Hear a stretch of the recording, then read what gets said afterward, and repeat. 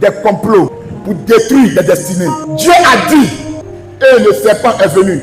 Il a dit. Et ceux qui étaient dans le jardin ont préféré écouter ce que le serpent a dit. Et ils ont délaissé ce que Dieu a dit. Dieu a dit, vous ne mangerez pas ceci. Satan vient et il dit, Dieu sait que si vous mangez, vous serez éveillés. C'est pourquoi il a dit de ne pas manger. Donc mangez. Quand Dieu dit, le diable aussi dit. La Bible dit, Jésus finit de faire 40 jours de jeûne. Mais qui l'a soulevé, qui l'a transporté? Jésus rempli du Saint-Esprit. Il va dans le désert. Il a fini. Il a le Saint-Esprit. Mais la Bible dit, le diable l'a soulevé. Alors, le diable peut soulever quelqu'un qui est rempli du Saint-Esprit. Le diable parle des versets bibliques. Et Jésus aussi réplique. Dieu a dit sur ta vie. Mais qu'est-ce que le diable aussi dit sur ta vie?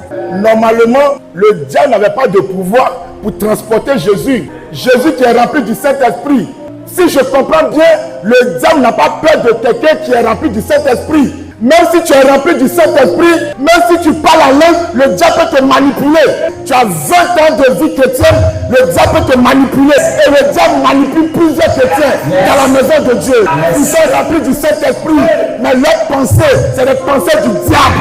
Quand le diable te manipule, tout ce que tu fais, tu penses que c'est bien. Tout ce qui sort de ta bouche là, tu es convaincu que c'est vrai. Et le jour où ils se rendent compte, ils ont fini d'exécuter ce que le diable veut. C'est parce que Jésus est Dieu. Malgré qu'il est Dieu, le match était vraiment difficile. Maintenant, toi, tu n'es pas Dieu.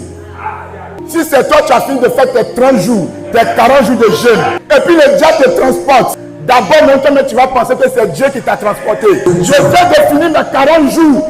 Dieu m'a parlé. Dieu m'a dit, je vais te donner toute la gloire du monde. Il y a des gloires que vous recevez souvent. Ce n'est pas la gloire de Dieu, c'est le diable. Et le diable dit, si tu m'adores, donc le diable aime l'adoration. De la même manière que Dieu aime l'adoration, le diable aussi aime l'adoration. Alléluia. Le diable est en train de déprogrammer plusieurs. Et les reprogramme selon lui son plan. Plusieurs chrétiens sont dans la maison de Dieu, mais sont reprogrammés selon le plan du diable. Parce que moi je ne peux pas comprendre que tu marches selon le plan de Dieu, selon la programmation de Dieu. Et puis tu as 5 ans, 10 ans dans la maison de Dieu et ta situation est toujours la même. Le diable te déprogramme pour que tu puisses marcher selon son plan, pour ne pas que ce que Dieu a prévu pour toi se réalise. Alors quand tu es dans le plan du diable, quand tu dis dans la maison de Dieu, tu ne vois pas un changement, le diable te maintient. Souvent tu es convaincu que ce gros marché-là, ça va venir le mois prochain. Et le mois prochain, zéro. Il y a des marchés que tu peux avoir demain. Et demain matin à 5 h, on t'envoie un message pour dire que le marché a été annulé. Sache que tu es reprogrammé et tu marches selon le plan du diable. Mais ce matin, j'annule tout plan de diable contre ta vie. J'annule tout plan de diable contre ta vie.